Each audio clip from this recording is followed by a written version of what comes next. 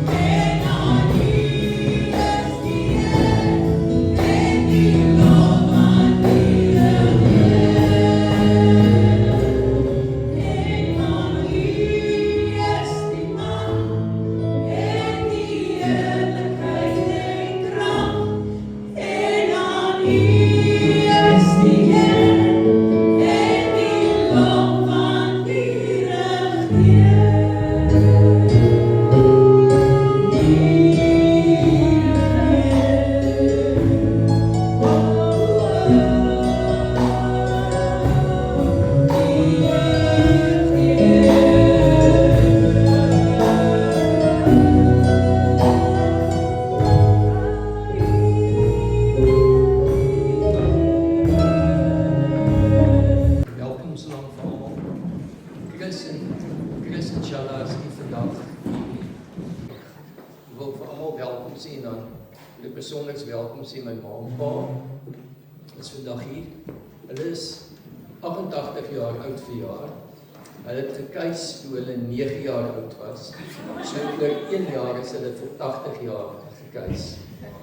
En ek verwag my, so hulle is die oudste van my familie en ek verwag dat die heel jongste van my familie het gehoor my kleindogter Anna is saam met haar pa ook op pad hiernatoe, maar hulle is nog nie.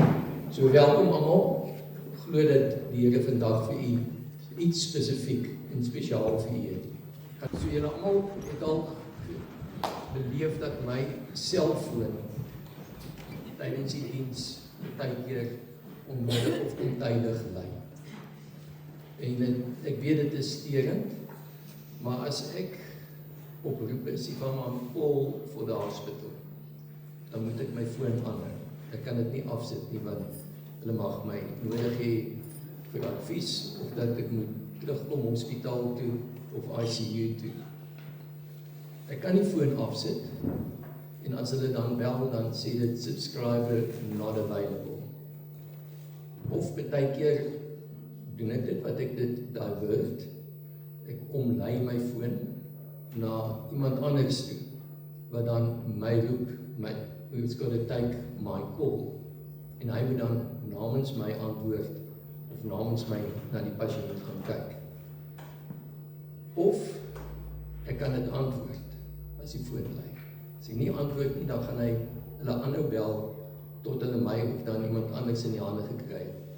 Maar as ek die foon antwoord, dan het ek 'n verantwoordelikheid om te reageer op dit wat hulle vir my vra aan die ander kant. Ek kan nie dan net sê hallo en wegstap nie. Hulle skets 'n probleem en jy moet help om 'n oplossing te gee daarvoor.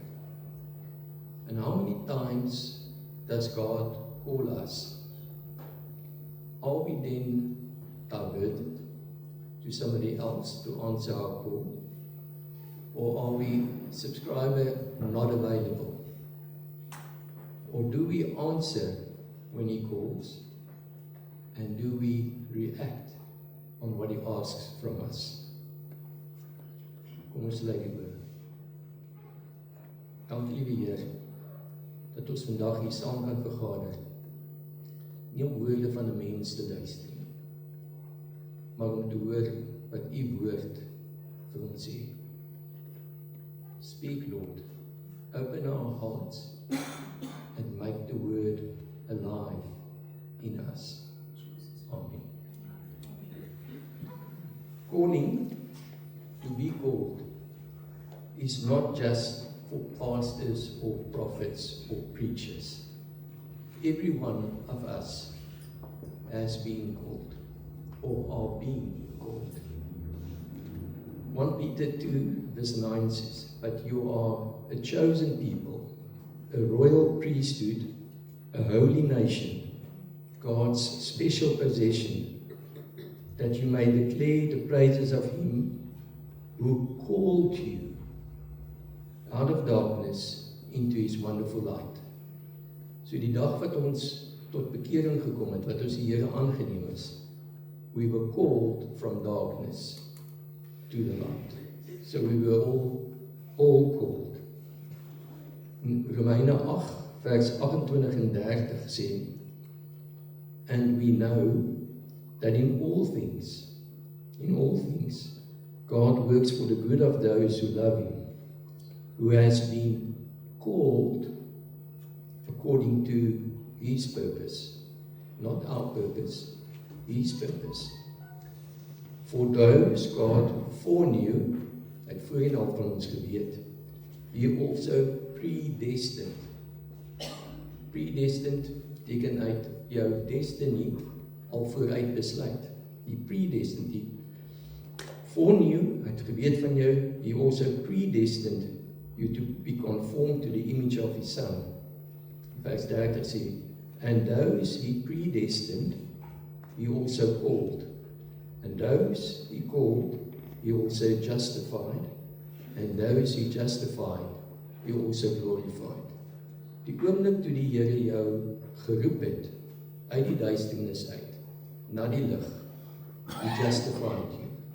Justified you by the price that he paid on the cross. He made you whole, he made you 'n mede-erfgenaam. Hy maak jou een van die familie. So every believer, every one of us has been called, and we've got a general calling, but every one of us do have a specific calling. Almal is geroep uit die duisternis tot die lig. Ons almal het die woord gekry om te getuig, maak disippels van die nasies.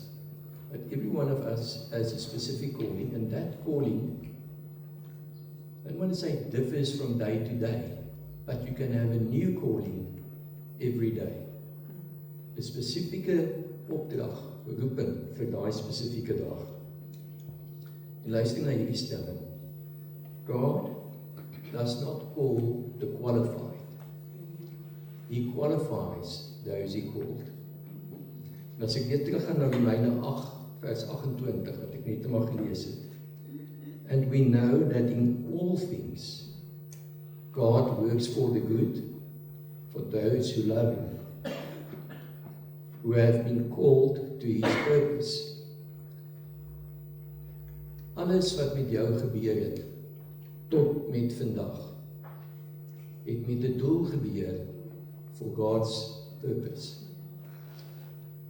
Die swaarte waartoe jy is, die teleurstelling wat jy gehad het, the mistakes you made, all happened to put you in the right place to fulfill that what God has called you for to do.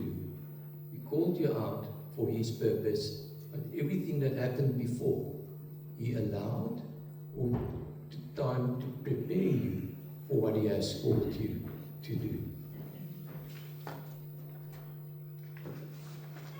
Ek klink nou so amper weer wetenskaplik, as ek sê, the anatomy of a calling. As jy kyk na being called, of a calling, 'n roeping in die Bybel, dan is daar 3 dinge wat gebeur. First is 'n encounter, 'n ontmoeting met die Here. 2 is daar 'n awareness, en 3 is daar 'n assignment. As ons gaan kyk na Gideon in Rigters, die Israeliete was in ballingskap, en elke keer wat hulle net weer gevestig het, en geploeg het, en saad geplant het, en die oes het opgekom, dan die Midianiete gekom, en die oes verbrand en gesteel, en hulle weer uit mekaar gejaag, en gevangen geneem. En Gideon het daar gestaan en murmureer, en toe sê hy vir sy pa, waar is die God van Israel, van ons voorvaders, wat ons uit Egipte uitgelei het? Waar is hy? Hoekom laat hy toe dat dit gebeur? And then the Lord spoke to him, and the Lord turned to him, Judges 6 verse 14, and the Lord turned to him and said, go in the strength you have, and save Israel out of Midian's hand. Am I not sending you? So die Here het hom daar uitgeroep om dit te doen. En so hy het die ontmoeting gehad, the encounter. Maar wat is sy awareness? En sê toe in vers 15, pardon me, Lord, Gideon replied, but how can I save Israel? Ek kan dit nie my eie krag doen. He says, my clan is the weakest in Manasseh, and I'm the least in my family. Hy was die jongste in sy familie. So hy het gesê, jy het nou hierdie opdrag vir die verkeerde ou gegee. And the Lord answered him and said, I will be with you, and you will strike down all the Midianites, leaving none alive. So as jy die ontmoeting met die Here gehad het, die awareness dat ek en jy kan dit nie in ons eie krag doen nie, dan sal hy jou toerus om te doen dit waarvoor hy jou geroep het. So ons kyk na Jesaja. Jesaja het die gesig gehad van wat ons gesing het met die laaste liedjie, van God wat op die troon sit, en die engele wat vir hom sing, holy, holy, en die gerubs wat met hulle vlerke sy oë toemaak. En Jesaja sien dit in die heiligheid daarvan oorval hom, en hy sê, woe to me, I cried, I am ruined, for I am a man of unclean lips, and I live among people of unclean lips. So, ek is nie die ou wat Here moes ontmoet het nie. And my eyes have seen the King of the Lord Almighty. And then one of the seraphim flew to me with a live coal in his hand, which he had taken with tongs from the altar. With it he touched my mouth and said, see, this has touched your lips. Your guilt is taken away, and your sin atoned for. En is dit nie wat die Here vir ons gedoen het nie. Hy het ons sonde kom verwyder. Hy het dit wat ons gedoen het, weggebrand. And then I hear the voice of the Lord saying, whom shall I send? And who will go for us? And I said, here am I, send me. So the encounter, the awareness, and the assignment. What is a godly calling? Want ons het allemaal sekere werk en roeping. What is a godly calling? Firstly, a calling is God's initiative. It's not ours. Ek bepaal nie waarvoor die Here my roep nie.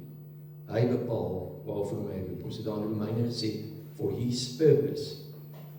You did not find your calling. The calling found you. In Jeremia 1 vers 5 sê, before I formed you in the womb, I knew you. So die Here het lang voor jy gebore is, jou geken. Hy sê, before you were born, I set you apart. I appointed you. So ek het in die calling gefound nie. The calling found me. And calling, a godly calling, is not about a position. Het is nie om my te verhoog, my te verheerlik, my op die kansel te sit, van my persoon te maak van aansien nie. Your calling is not about position, but it's always about purpose. Wat het die Here van jou nodig vir sy koninkryk? So dit in die Romeine gelees in die eerste vers. To play or fulfill his purpose. In Markus 1 vers 17 sê Jesus vir sy disippels, hulle uitgeroep, hy sê, come, follow me, Jesus said, and I will send you out to fish. Ek sal vir julle werk gee wat jy moet doen. Al wat jy nou moet doen is, you must answer the call, and you must follow me. Then I will send you out to give you your calling, your work. When God calls, our responsibility is to answer. As die selfoon lui wanneer ek op beroep is dit my verantwoordelikheid om te antwoord. As ons kyk na Moses in Exodus 3 vers 4, Moses said, "Who am I?" And God said, "I will be with you." God called him from within the bush and said, "Moses, Moses." And Moses said, "Here am I." Somtyds dink ons is reeds op die regte plek. Ek het nie nodig om nou iets anders te doen nie. I'm already serving my calling. Samuel het in die tempel diens gedoen. Hy het reeds in die kerk gewerk, hy het vir Eli gewerk. En ons almal ken die storie hoe Samuel in die nag gehoor het, hoe die Here hom roep en hy het aanvanklik gedink dit is Eli wat hom geroep het. Hy sê Samuel, Samuel. En hy 2 keer vir Eli gaan sê, maar wie is dit wat? En toe sê Eli vir hom, dis die Here wat met jou praat. En so ten spyte van wat jy nou doen, vir waar jy nou is, al is jy, die calling is nie net om jou werk van die wêreld te verander vir die werk van die Here. Jy kan reeds vir die Here werk, maar in dit kan hy nou vir jou 'n nuwe rigting, calling, opening maak. And Lord came and stood there, calling as the other times, Samuel, Samuel. And then Samuel said, speak, speak, your servant is listening. Paulus het 'n calling gehad om Christene te gaan gevange neem. Hulle te vermoor, hulle uit mekaar te jaag, om te keer dat hulle die gospel versprei. En God ontmoet hom in Handelinge 9 op die pad na Damaskus. Slaan hom neer, ligstraal raak blind, moet rondgelei word. Ananias moet vir hom bid, so die skille van sy oë kan afval. En hy kry 'n totaal 180 grade rigting verander in sy calling. Nou jag hy nie meer die Christene, hy vervolg hulle nie meer nie. Hy is die een wat die gospel verkondig. So baie keer kan jou calling jou lewe radikaal verander. What is the signs of being called? Hoe weet jy is geroep? In the first place, a holy dissatisfaction met waar jy nou is. 'n Ongemaklikheid, 'n onsekerheid, 'n wroging hier binne in jou, dat dit is nie die ultimate vir jou. You develop a burden for something or someone. A burden verklip jou. Geroep om hulle te gaan help, byvoorbeeld. En dan hierdie ene was vir my, toe ek het lees, dink ek, hoeveel keer het dit nie nou, selfs hiermee met die voorbereiding van hierdie praatjie met my gebeur nie, that God keeps on confirming the same thing. So jy is dissatisfied, jy kry 'n burden, 'n las vir iets, en dan van verskillende plekke kry jy dieselfde boodskap en opdrag. En selfs so, toe ek vanoggend van die hospitaal af hiernatoe ry, toe praat nou op die radio en hy sê, hy het op ouderdom 61 besluit om 'n predikant te word, en op ouderdom 68 is hy nou gelegitimeer en voorgestel aan die gemeente. En hy sê, because it was my calling from childhood. En ek sê dit op die radio en ek dink by myself, maar hoekom praat almal oor calling? En bevestig net. Die ander ding is resistance of fear when you try to run. As jy die ongemaklikheid, jy die las, jy die burden gekry, jy die confirmation van meer as een woord gekry. En nou wil jy dit nog nie doen nie, dan kry jy so effens 'n gevoel van jy wil weghardloop. But Jonah tried to run, and running does not cancel your calling. Maak nie saak of jy weghardloop nie, if you are called for a thing, you can't ignore the call. Die selfoon gaan bly lei tot jy antwoord. Ek was 4 jaar oud, toe ek tuberkulose ontwikkel, en ek was in afsondering hanteer in die Volkshospitaal wat nou die Cape Town Medikliniek is. Lukie word in hierdie week 4, en wat hier in die middel gestaan het, met sy sertifikaat en sy boetie so vastgevat het. So ek was so oud soos wat hy nou is, en ek was in afsondering, my ma kon my deur 'n venstertjie dophou vir die eerste paar dae in die hospitaal. My ma toe leer kar bestuur, want sy moes leer bestuur om vir my in die Kaap te kom besoek. En in daai tyd kom Dominee Horren, wat ons predikant was, na my toe en hy vra vir my, wat kan hy vir my doen, kan hy vir my bid? En ek sê toe vir hom, Dominee kan vir my bid, maar jy mag nie bid so lang soos jy bid in die kerk, dit het my oordraad. En soos alle groot mense vra vir kinders, ons as jy nie weet wat om hulle te vra, en sê vir my, Boetie, wat gaan jy word eendag? En hy vra vir my, op die ouderdom van 4, wat gaan ek word? En ek sê vir hom, ek gaan leer vir 'n dokter, en dan gaan ek leer vir 'n predikant, en dan gaan ek 'n sending dokter word. En hy het dit daai tyd ook vertel in die kerk. So ek was bevoorreg dat ook op die ouderdom van 4 het ek reeds 'n roeping gehad in my lewe. Ek het deur my skooljare geleer, geweet waarvoor werk ek, waartoe werk ek.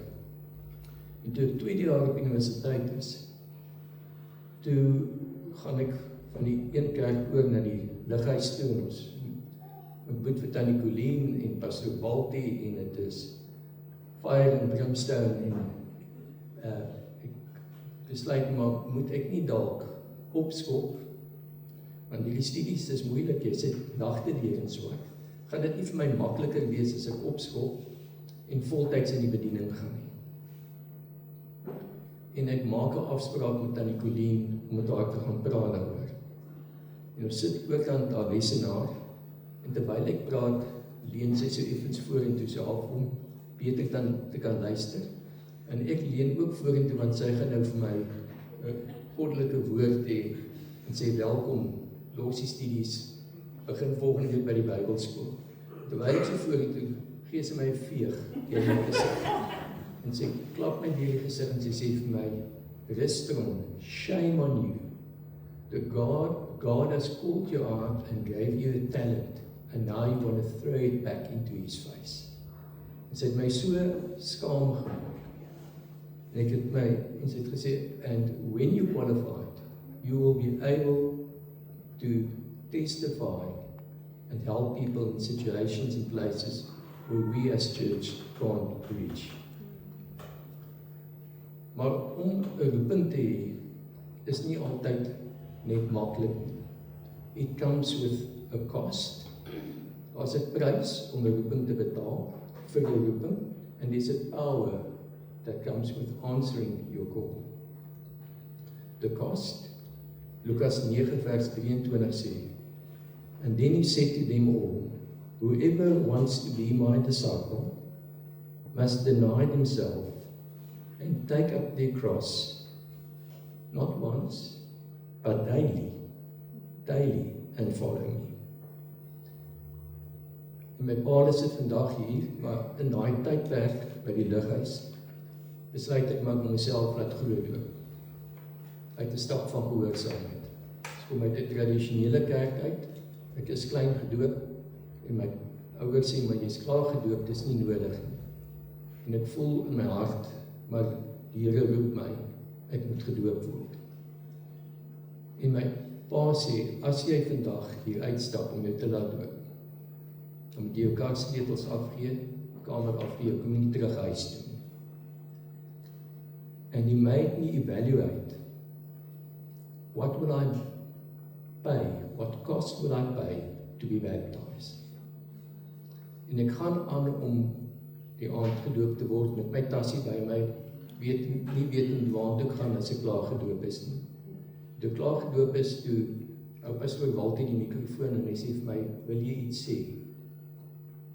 En ek weet nie wie in die kerk of waar iemand is nie, en ek sê, ek wil net sê, dit wat ek vandag gedoen het, om my te laat glo doop, het ek gedoen omdat my ouers, toe hulle my die dag klein laat doop het, beloof het, hulle sal my oprig in die Christelike leer en onderrig, en omdat hulle gehoorsaam was, dat ek my vandag doop as 'n stap van gehoorsaamheid.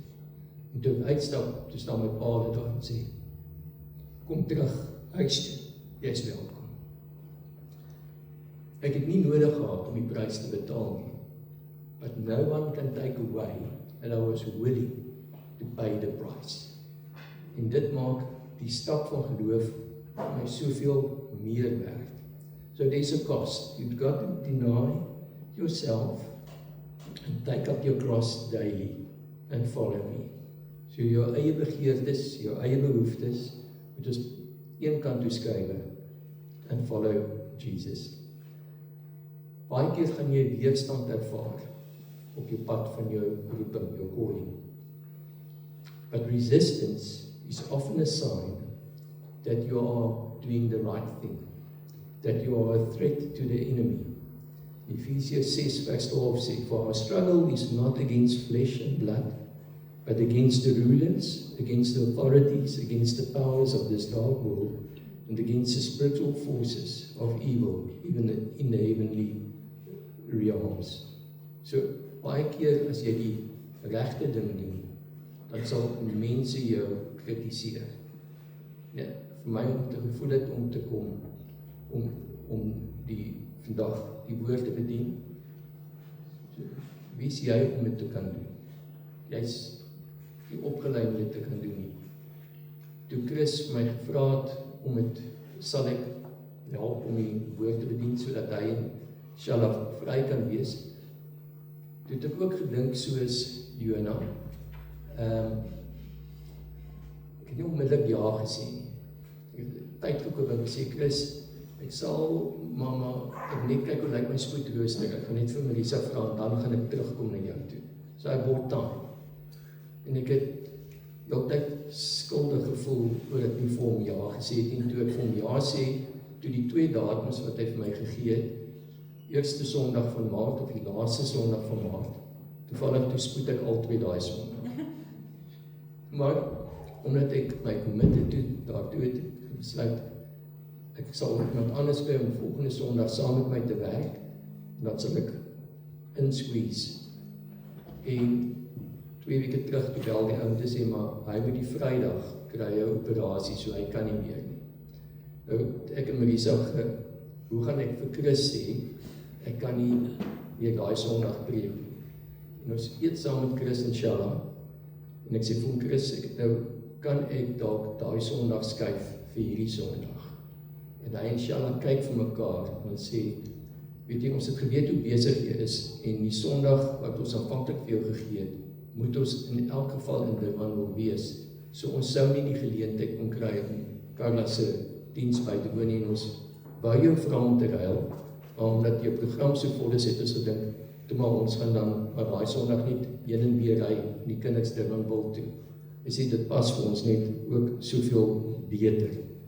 So, ek het ook probeer weghardloop, maar ek het die gevoel gekry, dat ek hier moet wees, resistance, to wait. Alles gebeur nie onmiddellik nie. Nou, ons het al voorheen gepraat oor Moses, wat deur die woestyn moes gaan, Josef, wat in die tronk moes gaan, om voor te berei. The important thing is that the preparation period is not a wasted period. My skoolma in die hospitaal toegelaat was, toevallig oor was die vorige keer oor die getal 40 gepraat het. 40 dae vandat sy toegelaat is, tot sy hemel toe is.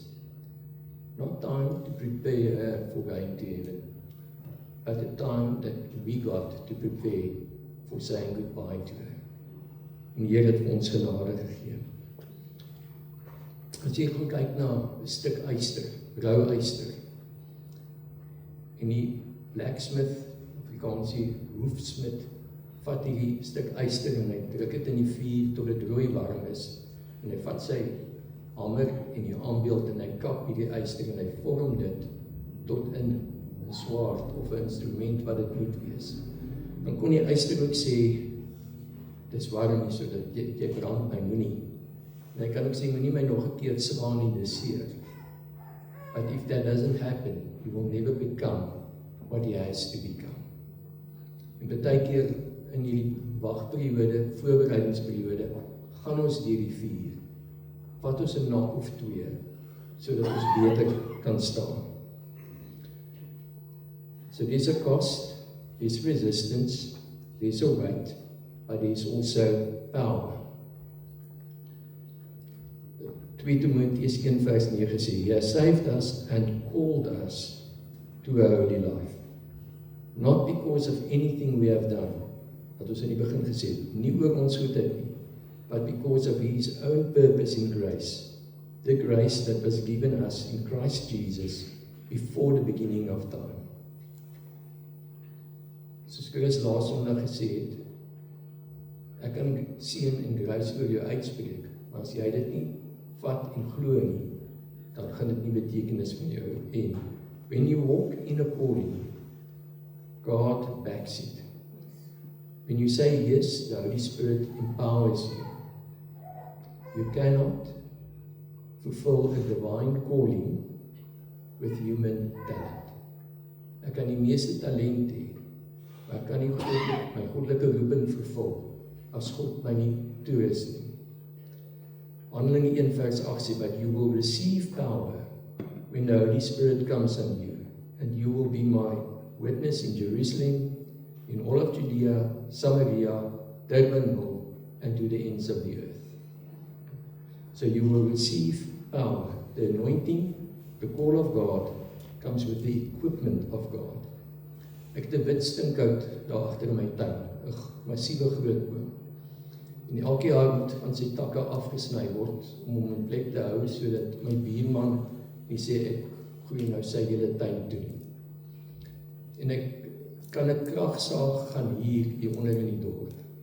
En ek kan die kragsaag vat en ek kan daai tak saag met eie krag, met daai kragsaag. En dit gaan my 2-3 uur vat om 'n dik tak deur te saag. Maar as die kragsaag aansit, dan saag ek hom deur binne sekondes.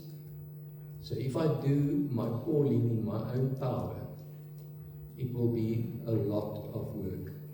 If I do it empowered by God, it will come natural and easy. Ek ry nou 2-3 weke die donderdagoggend vroeg werk toe. En dis die donderdagoggend nadat ons die Wêreldbeker 20T20 die vorige dag in Nieu-Seeland gespeel. En dan praat die man op die radio en hy praat oor die cricket en hoeveel talent in ons span was, hoe hard hulle geoefen het, hoe goed hulle voorberei was. En hy sê een ding wat my net hier tref. He says, but on that day, if you don't keep your eye on the ball, maak nie saak hoeveel talent jy het, hoe goed jy voorberei is, if you don't keep your eye on the ball, you're out. En ek dink by myself, ons kan goed voorberei is, ons kan alles in plek hê, but if we don't keep our eye on Jesus, the beginning and end of our faith, then we're out, then we can't make it. But being called is not a one-way gesprek.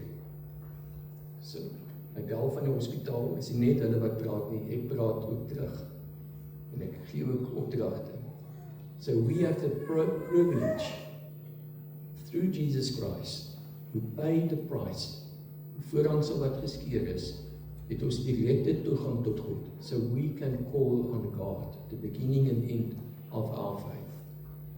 So ek kan ook op God roep, na God roep, en glo dat hy my sal hoor, en glo dat hy my sal toerus, that he will empower me. So I need to believe in God, and I need to trust God. Geloof in God en vertroue. En ek het nou die dag hierdie stukkie raak gesien, dit my nogal aan die hart gegryp. Charles Blondin, julle kan dit gaan Google, in 1859, 'n Franse akrobaat, 'n sirkusartieste, span 'n tou by die Niagara waterval, van die een kant na die ander kant. En daar sit mense weerskante, en hy loop nie net een keer heen en weer nie, hy loop 'n paar keer heen en weer.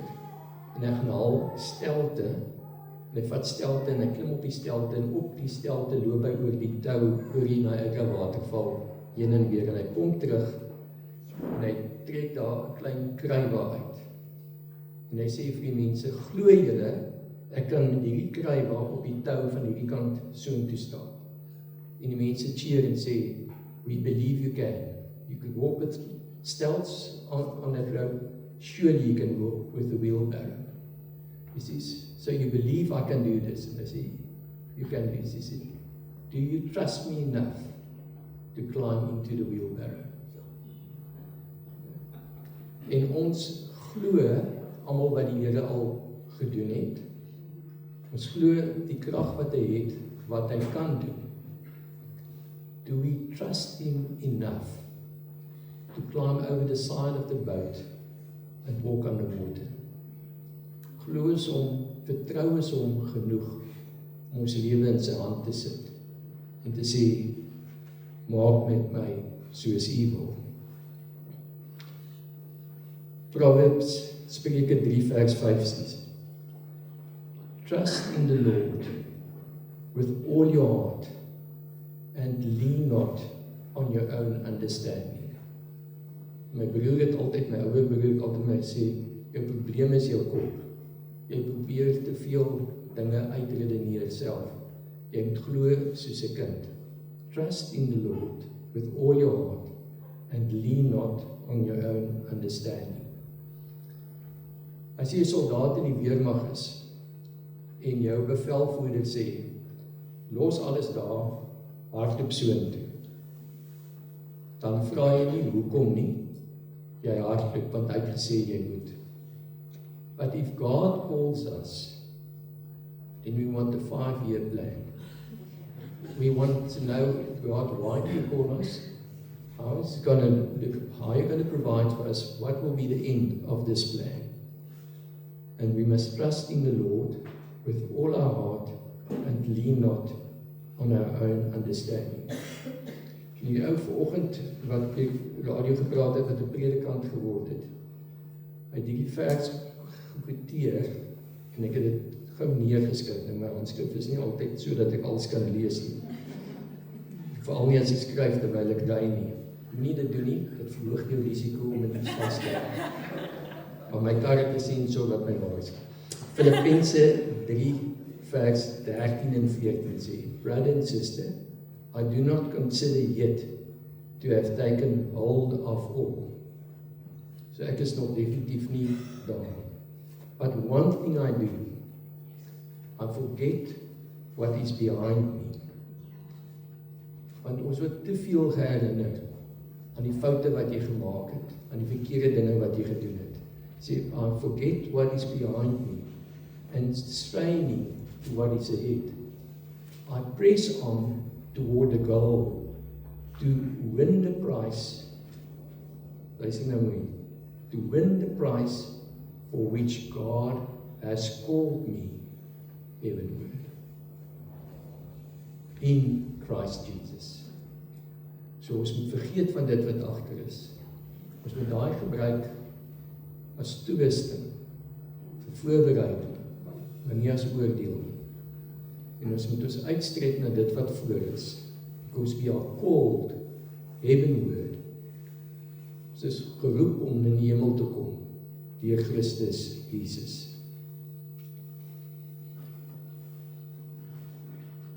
Toe ek klein was, het ons die liedjie gesing. Sy het dit vanoggend aangehaal, en ek weet nie of sy na die liedjie verwys het nie. U die pottebakker, ek die klei, vorm my en maak my, net soos u wil. Op u weg wag ek, nederig en stil. Kan ons staan as 'n gemeente?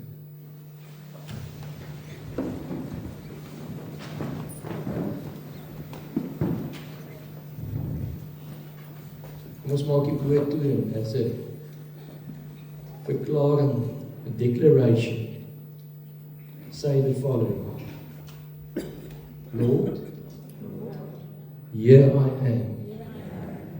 I answer your call. Use my life to your glory. Amen. Andreas sal vir ons afsluit.